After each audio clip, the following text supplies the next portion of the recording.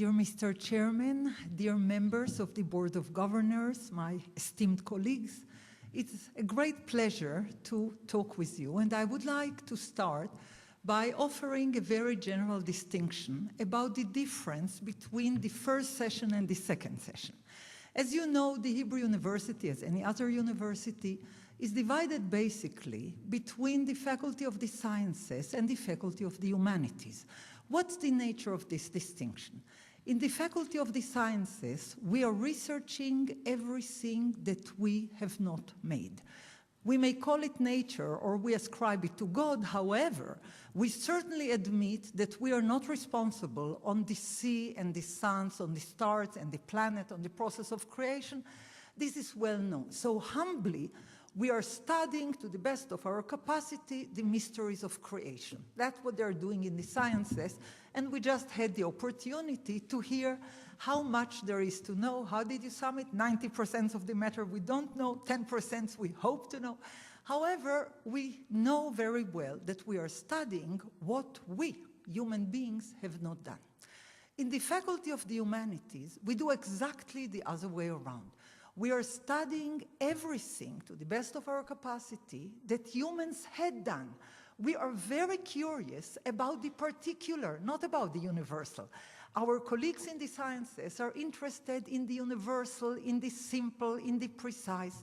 We are interested exactly in the other way. We are interested in the intricate, in the unique, in the non-universal, in the very many differences between cultures and languages, humans and literatures, because this is the most fascinating thing.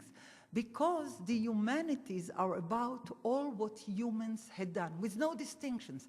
Humans of all cultures, humans of all religions, humans of past, humans of the present, hopefully humans of the future. We are very much interested about the gap between the way things are and the way things ought to be. Great literature was talking about this gap, how things are as we observe them and how things ought to be as we believe they should be. The Bible is telling us that we should pursue justice, that we should avoid war, that we should pursue study and rest. All those are well-known things. However, it wasn't all that well-known in a period when most people in the world were slaves, where there was no day of rest, where there was no literacy for all.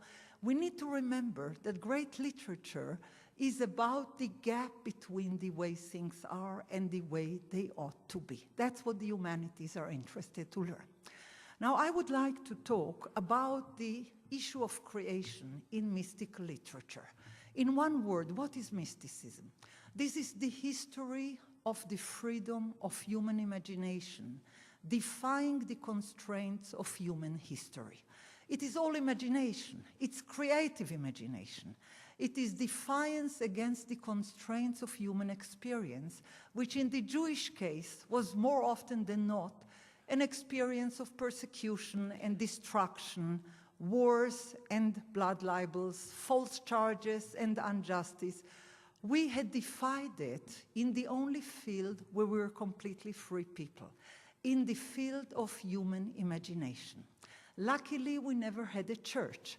Nobody ever told us what is that we should think. We were very well told how we should behave in the Jewish law and in the external non-Jewish society. External behavior was closely monitored until the modern era.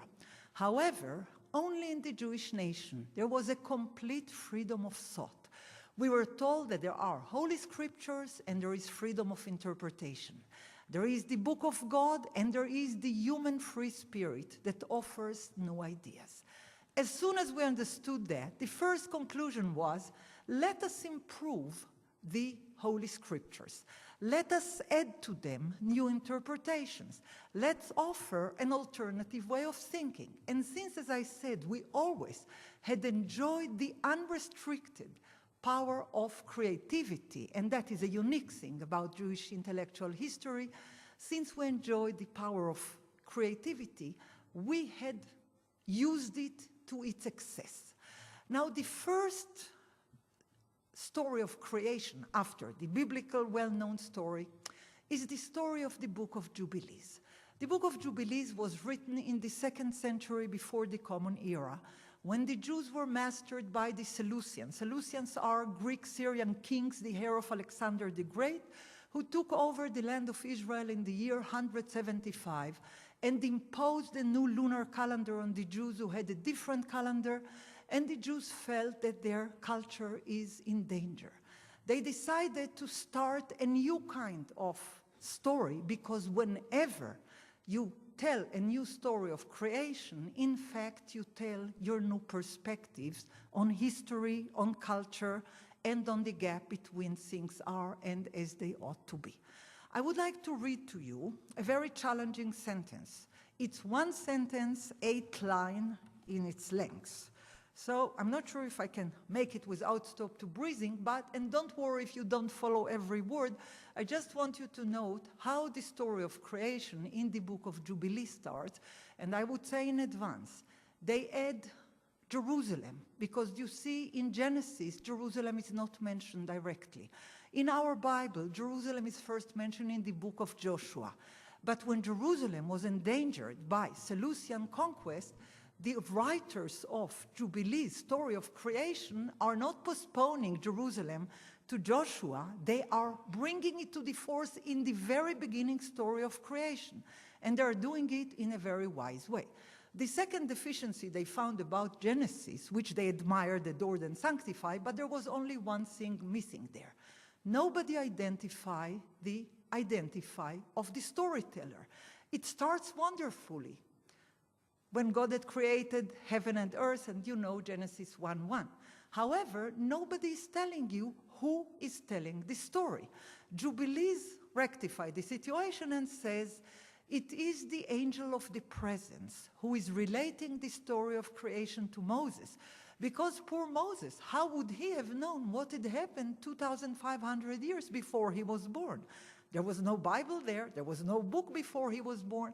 So who would tell the story? So the angel of the presence is the one who relates on Mount Sinai the story of creation, from creation to the Exodus, in a very concise way, in 50 chapters, which corresponds to Genesis and the 21st chapters of Exodus, and it starts like that.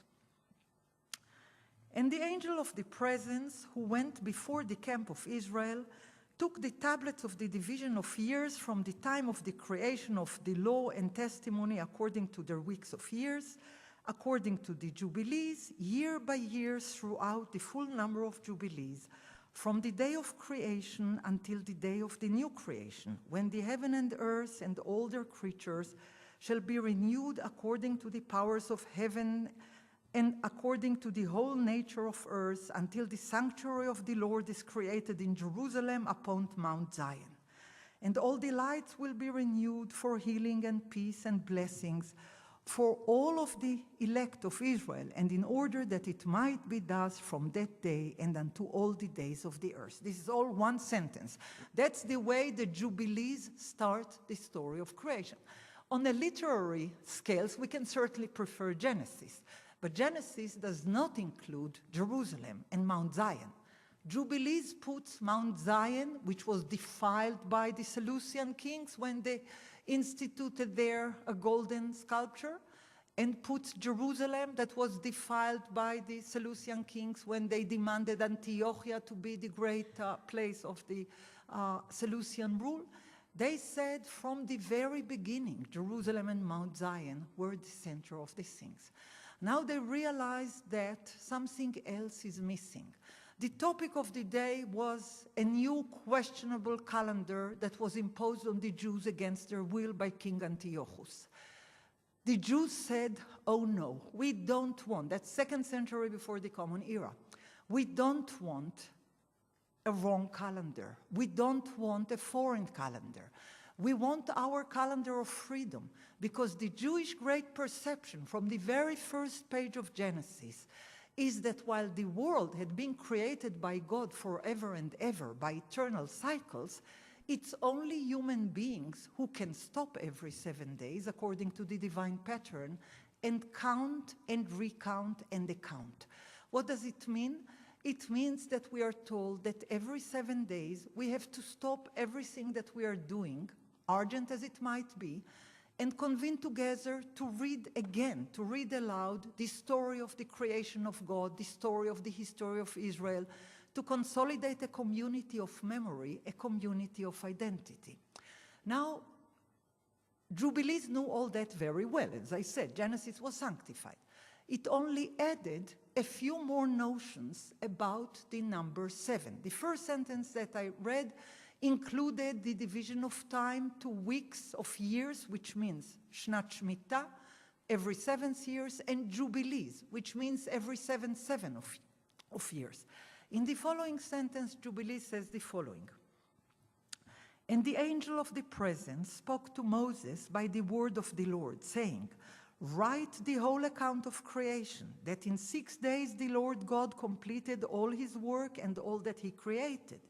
And he observed the Sabbath, the 7th day, and he sanctified it for all ages. And he set it as a sign for all his works. Please note, whether you are observant or secular, from the very story of creation, the idea of the Sabbath is a bequest to all the human race. It's not only for a particular nation, it's the idea of freedom. Every 7th day, decreed by God. You don't have to negotiate about it, you don't need it as a favor. It's a gift of freedom for all humanities. Now, for on the first day, he created the heat, that's God. For on the first day, he created the heavens, which are above, and the earth and the waters and all the spirits of which minister before him. This is new, because Genesis doesn't tell us that there are spirits which are ministering before the Lord. Jubilees continue to detail the nature of those spirits. Please note the beautiful connection between angels and nature. So it says, for on the first day he created the heavens which are above, and the earth and the waters and all the spirits which minister before him, the angels of the presence, and the angels of the sanctification, and the angels of the spirit of fire, and the angels of the spirit of the winds, and the angels of the spirits of the clouds, and darkness, and snow, and hail, and frost, and the angels of resoundings, and thunder, and lightning, and the angels of the spirits of cold, and heat, and winter, and springtime, and harvest, and summer, and all of the spirits of his creatures which are in heaven and on earth. Now, this is very beautiful because it means that one may never disregard nature. Nature is being sanctified by the very presence of the angels in every aspect of the eternal natural cycles. Nature is sanctified, and in the very first covenant with Noah, we are told that eternal time cycles are to be observed, that nature should be sanctified. Very modern ecological ideas have their precedents 2,200 years ago, when we are told that every aspect of nature is divinely gifted and is angelic guarded, and we should be observant of it. Now, as I said, number one thing that we were told is that we have to count every 7 days, and every 7 years, and every 7 appointed holiday of the Lord, and every 7 of years, and those eternal cycles of freedom and eternal cycles of scholarly convening together are what assure us that humanity and culture and memory would proceed forever and ever. Not only the natural cycles, because nature would work very well without us. The sun will rise without us, but Sabbath will never be without us. Those cycles of resigning of human sovereignty, cycles of freedom and literacy, will never take care if we will not do that, if we will not stop, if we will not sanctify, if we will not convene those communities of memory, identity, scholarship, and all that, that will not occur. The reason that the Jewish people are around, while many of our contemporaries from antiquities, Babylonians and Hittites, Jebusites and Perizzites, Sumerian, Akkadians, and all those mighty nations, much greater than we were, all of them are not around anymore because they didn't have cycles of stopping from work, stopping from slavery, convening together, teaching the children, learning and appreciating these cycles of resigning human sovereignty in order to remember the greatness of creation and the greatness of divine grace. Now, in this third day, there is a very interesting addition to what we know from the Bible. The Bible tells us about the creation of the third day, and Jubilee expands, and it says, "On the third day he did as he said to the waters, let them pass from the surface of the whole earth into one place, and let the dry land appear. And the water did as he said, and they turned aside from upon the surface of the earth into one place outside of this firmament, and dry land appeared. And on that day he created for it all the seas in each of their gathering places, and all of the rivers, and the gathering places of the waters on the mountains and in the earth, and all of the ponds, and all of the dew of the earth, and the seed which is sown, and everything which is eaten, and trees which bear fruits, and other trees. And here is the interesting addition, and the Garden of Eden, in the place of luxury, outside the circuits of the moon and the circuits of the sun, in the luxuriant earth. And everything, these four species, the Lord made on the third day." Why do I point out this paradise or Garden of Eden beyond the circles of sun and moon? Because sun and moon, as you know, and as was mentioned by my colleague, were created only on Wednesday, while paradise was created on Tuesday. It means that Garden of Eden is beyond time and space. Time and space are not affecting the eternity of paradise. This very idea that there is time before time and space before space is very, very fantastic, because it makes us to wonder, what does it mean, time before time? What does it mean, creation before time? Because please note that human time can start only on Wednesday, when there is sun and moon. Thus, the Jewish calendar of old in antiquity would always start on the first of the first on Wednesday, on the day of the vernal equinox. That is the month of freedom. That's the month of Exodus of Egypt. That's the month when humans were granted freedom and time could be counted. No day could be counted before Wednesday, because Wednesday is the days of the luminaries. For us humans, time is accountable only where we observe sun and moon, day and night. That's for us signification of time. But for God, paradise was created before the sun and the moon. Thus, there is a way of thinking about time which is not connected with day and night, time spans of human calculation. There is eternal sphere that might be used for all kinds of important things. Now you may ask, what was the most important thing that this paradise was used for?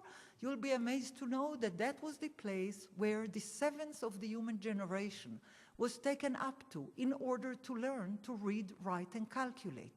The name of this very important person was Enoch, son of Jared. In Hebrew, Chanoch. All of you who knows Hebrew, you know that chinuch means education. Chanoch was the first educated man who was taken to paradise to learn from the angels. The angels are those who live in paradise and those who bequest knowledge of letters, numbers, reading and counting and accounting for the first human being who was the first teacher, the first high priest, according to the legendary mystical tradition. But the question that this legendary tradition offers is, how did humans start to read and write?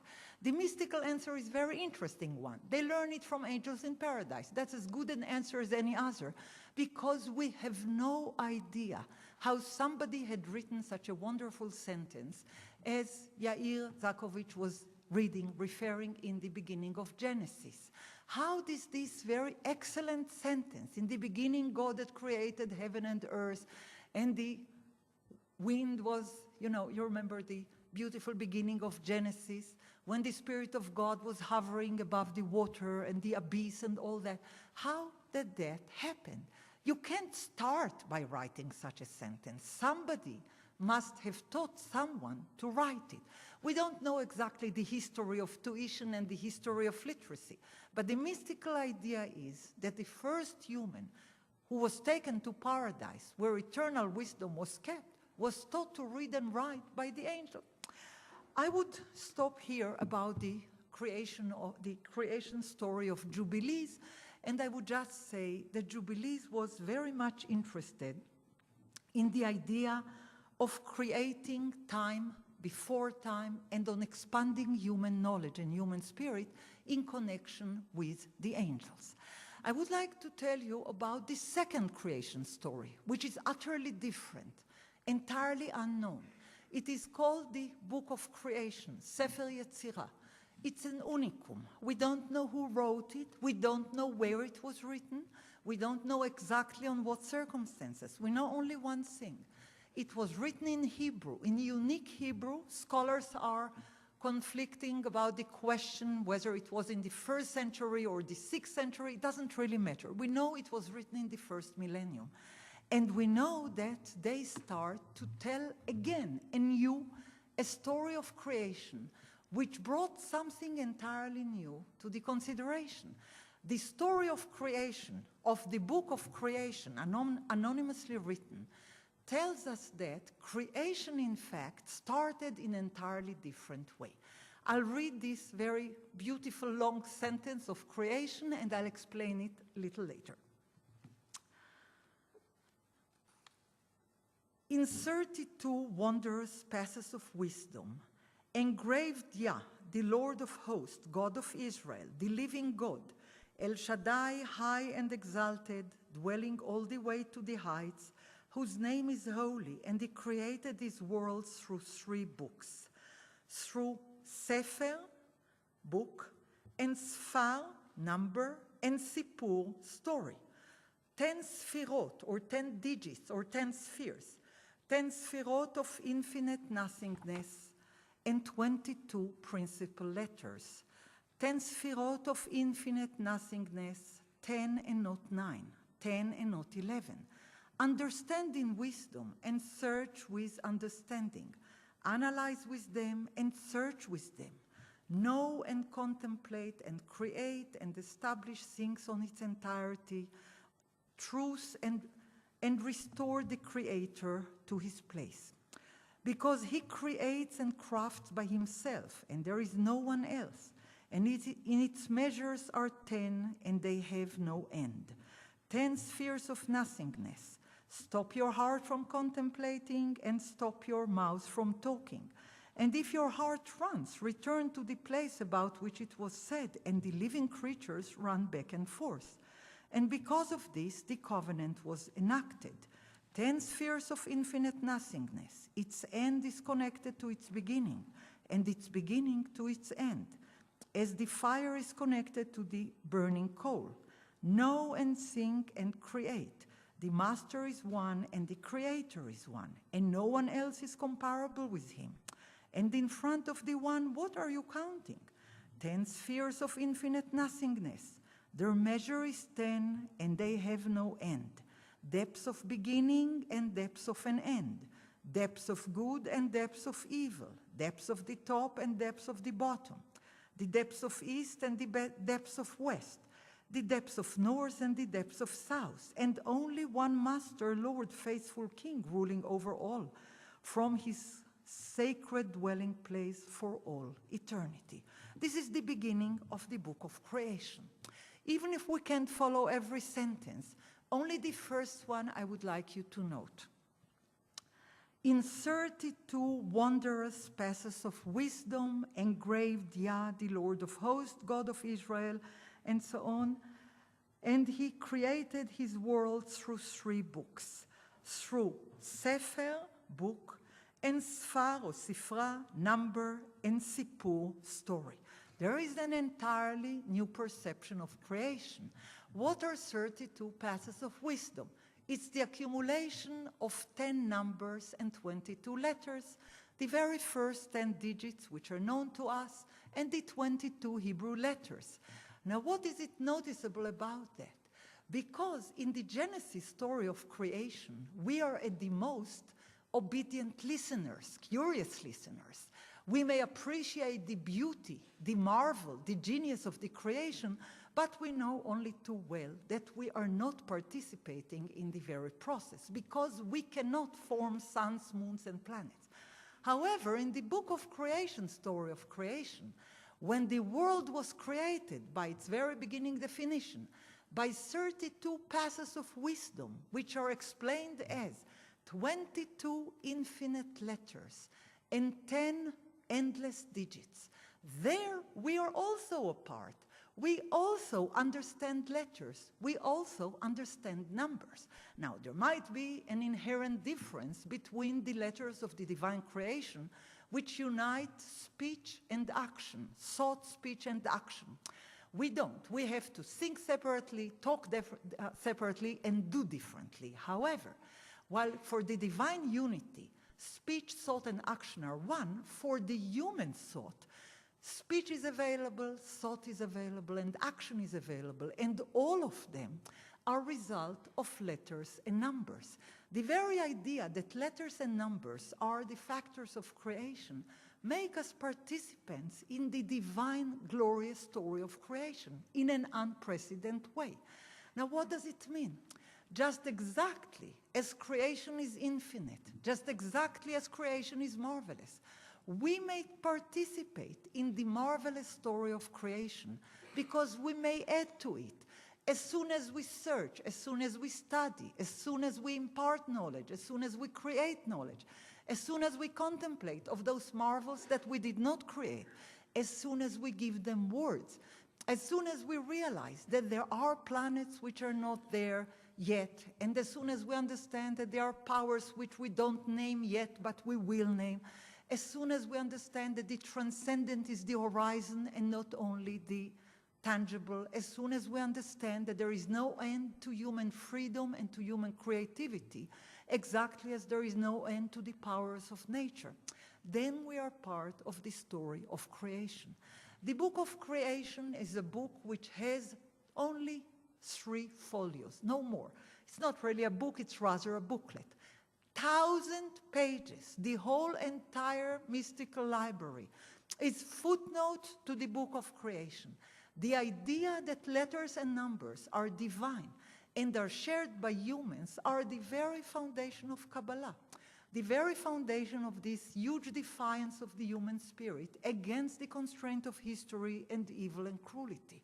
The idea that wisdom is unlimited, that the transcendence is perceived by human imagination, that creativity is divine and human alike, was espoused by the human race from antiquity and by the Jewish people from the second millennium before the Common Era. When we were told that the words of God are written on the tablets, immediately we started to add to them, to interpret them, to refashion them, to retell them. When did we do it? Especially in times of strife and time of words. In the 13th century, when the Jewish people were nearly devastated in the end of 2nd century of the Crusades between 1096 to 1296, people in Spain, the Jewish community of Spain that was less harmed relatively by the Crusaders, had forged together a new perception of creation, entirely different. Then they said, it is not the old creation story that we know it, which is suffice. We need to create an entirely new story of creation when we would realize that there is a purpose to all what we suffer. There is a God of history, although he seems so far and transcendent, much more than the God of nature. Because in the beauty of nature, we share thank God every day. But in the harshness of history, we seems, at least as the Jews of 2,000 years of exile, about the harshness of history, we can do very, very little, other than educate our children, convene a community, teach that there would be a day when there would be no more war and one nation will not lift a sword onto another nation. In our divine imagination, there are no swords and there is no rifle. There are no theomachia and there are no wars between gods. In our perception, there were spirits of ruchot emet, ruchot da'at emet vetzedek bekodesh kodashim, spirits of knowledge, truth, and justice in the Holy of Holies, as we are told in the songs of the Sabbath liturgy, found in Qumran 60 years ago. But when Albert Einstein, not knowing, of course, about the Qumran finding, which did not occur at this time, when Albert Einstein was asked, what is that makes you proud to be a Jew? He said, because I'm a member of a nation that always pursued knowledge, truth, and justice. Those are exact words of the songs of the Sabbath liturgy that said, the poet said to the angels, they are spirits of knowledge, truth, and justice in the Holy of Holies. There where the Jews had left them forever in order to pursue them time and again. In the days of the Crusades, after the Crusades, when most of the Jews of Germany and France were exterminated, when the only tiny Jewish community of Spain was left, the people in Gerona, in Segovia, in Barcelona were writing the following stories, which starts with a new story of creation. Their story of creation is very strange and very complicated. That's what starts what we call Kabbalah. Kabbalah is the defiance of human spirits against human atrocity. So they start. At the head of potency of the king, he engraved engravings in luster on high. A spark of impenetrable darkness flashed within the concealed of the concealed, from the head of infinity, a cluster of vapor forming in formlessness, thrust in a ring, not white, not black, not red, not green, no color at all.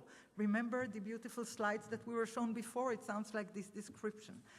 A cluster of vapor forming in formlessness, thrust in a ring, not white, not black, not red, not green, no color at all. As a cord surveyed, it yielded radiant colors. Deep within the spark gushed a flow, splaying colors below, concealed within the concealed of the mystery of the infinite. It split and did not split its aura, was not known at all until under the impact of splitting a single concealed supernal point shone. Beyond that point, nothing is known, so it is called beginning. First command of all. Now it goes on and on, I can read the whole book, but it wants to impart the sense of the infinite, of the endlessness, of the divine structure of history, which seems to have utterly unstructured and chaotic.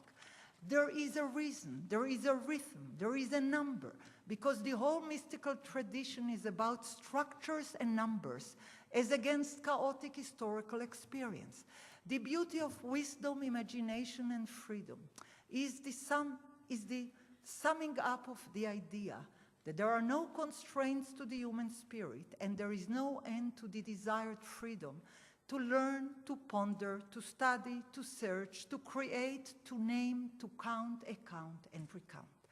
Please remember that when you study, every nation has its own heritage. Every nation has its own stories, mythologies, memories, and communal values. In the case of the Jewish people, the idea that every 7 days we have to stop from everything we're doing in order to read aloud for the benefit of all the community, to educate our children 6 days of the week, much before they grow up, in order to go to work. We believed in literacy, freedom, imaginary perception, and pursuing truth, knowledge, and justice. Thank you very much.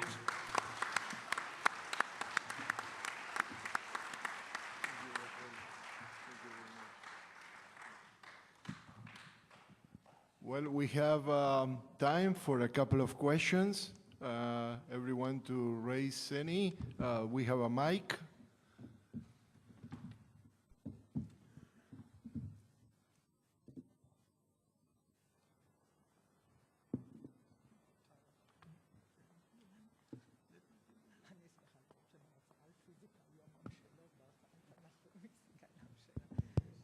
Thank you very much for two very exciting lectures. I have a question which is addressed mainly to the first speaker, but also to the second one. And it has to do with the themes which repeat themselves in the myths of creation. One theme is the number 7, The number 7, which repeats itself again and again, is a kind of a holy number, kind of a very special number. The number of the days of creation and the number of the days they took to encircle Jericho, and it repeats itself again and again. In fact, in the Bible, number 7 has become synonymous with also the word for oath, for taking the oath. And of course, there are theories about why it is the number 7, not the number 8 or 6 or some other number. And some theories say it is because of the 7 orifices of the human face. Other theories talk about the 7 planets which were known in antiquity. And my question is whether this number 7, in your opinion, and I'm addressing this to both speakers, whether this number 7, in fact, had to do psychologically with this kind of relationship of ancient people who composed these texts, either to their own body or to the universe in which they lived.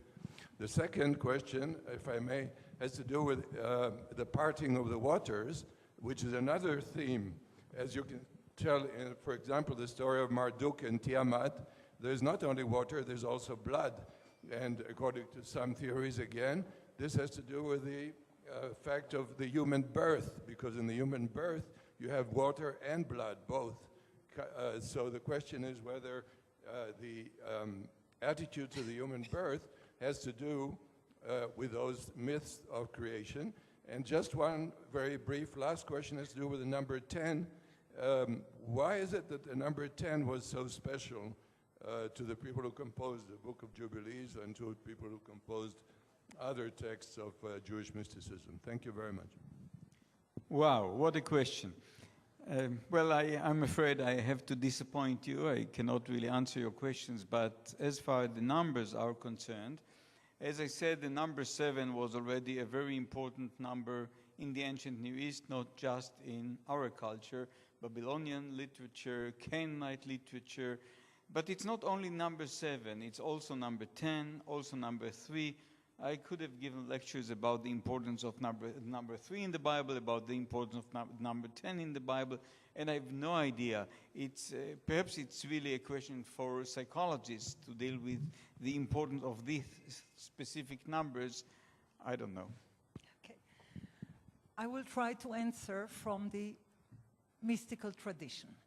Only in Hebrew, the word 7 has the meaning of oath, shvu'ah, and covenant. The very first page of the Bible tells us that time should be counted in units of 7. This is the particular unit of Jewish time. That being said in the very beginning of the Bible, but it's not only counting, it is the idea that it's counting of cycles of freedom which could be observed only by human beings, because nature doesn't have any closing stops. Nature is permanent and perpetual. It is changing on cyclical order on various ways, but it never stops.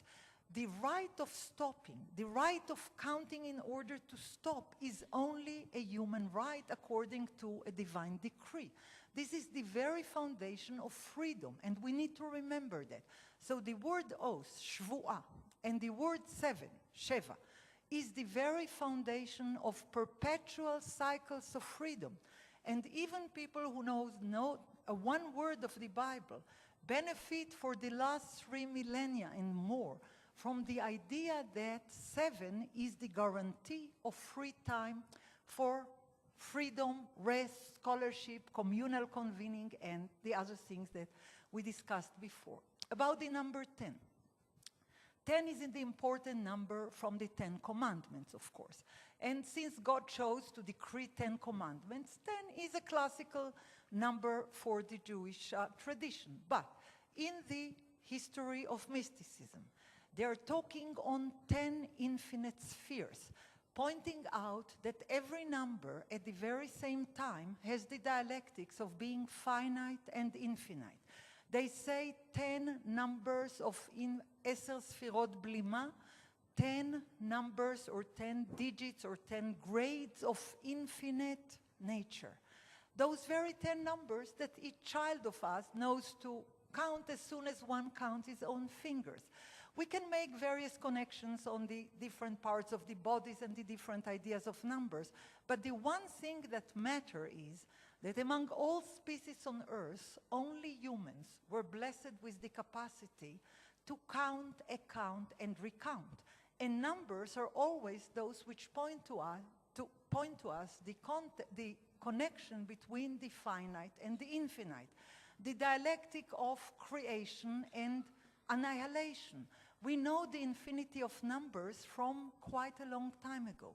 The more we learn, the more we ponder into that, the more we are getting closer to understanding the infinite secrets and cycles of creation.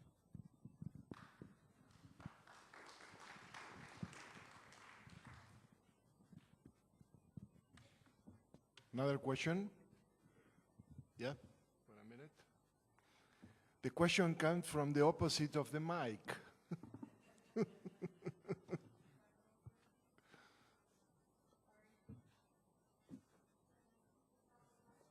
Yeah, it's coming. Coming.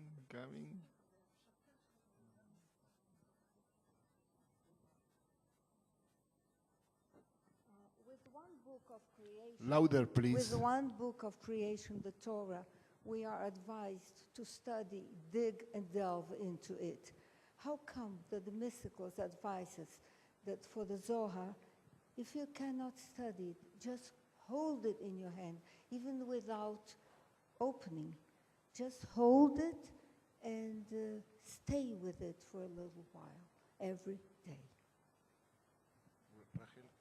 You get it? Oh, do me a favor, please. Can you repeat louder? Because here we cannot hear. Sorry. What about now? Just slowly and louder, please. And now? Now is better. Okay, my question is, why with the Torah we are advised to dig and delve into it, to study it with all our hearts? How come that the Zohar we are advised by Hasidim, mystics, to hold it among our hands, in our hands just once a day, every single day, and that would be enough to absorb its meaning? I'm not sure where from you take the definition of holding it in one's heart, but the idea is, it is like a saying in the book of creation that one should think and ponder and contemplate before one puts it into words. They're talking on the dialectic of thinking, of contemplating, thinking, imploring, exploring, creating, interpreting, saying, don't think that word is only what is written on the page. Every word is like an iceberg. It has a long, long tail of meanings, of possibilities, of opposites. It's the very work with words which the mystical tradition is offering its readers. And it says the very beginning of that work is not reading it fast, not in a running car, but reading it very slowly, thinking on every word, distract it into letters, unite it into its opposite, read it from left to right, from right to left, from above to beyond, play with letters. What Austin Reed called it, how to do things with words. That's exactly what the mystical tradition is offering. It does not preach secrecy, it preaches thinking and contemplation. It had become a secret tradition only after the messianic rapture of the 17th century, when the Jews were after Sabbatianism and the rabbis advised to restrain the mystical tradition for the illuminated circles, which of course immediately had made it bestsellers, because before some people were interested and others were not. As soon as it was prohibited, it had become the interest of every Jew, illiterate or not. Thank you.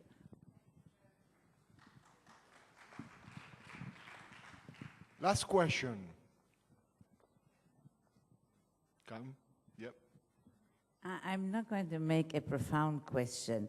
It's only that I'm Ashkenaz and married to a Sephardic. I've always heard, and everybody says, you can never mention the number 5.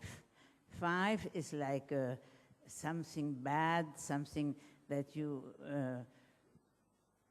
you wish someone something bad, or never say 5. Or what does that mean?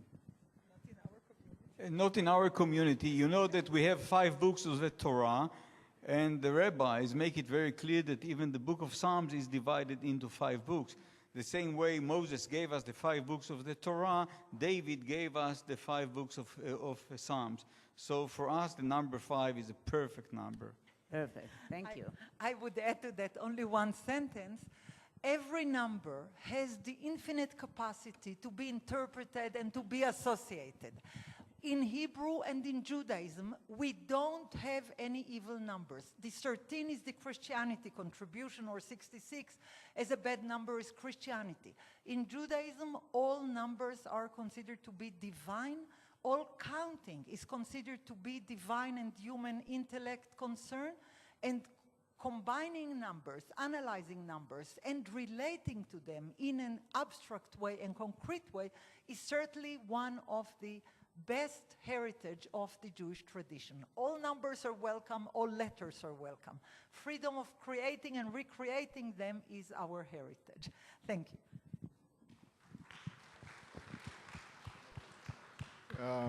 I want to thank every one of you, because you came very early after a night that we have a nice meeting yesterday. I want to thank again Professor Eلیور, Professor Sakovic, Professor Sari, and Professor Deckel. And as I started this meeting, we enjoy breadth and depth in science. We enjoy breadth and depth in the traditional Bible and literature and knowledge. And I think we enjoy breadth and depth in the connection of those two worlds. Thank you very much.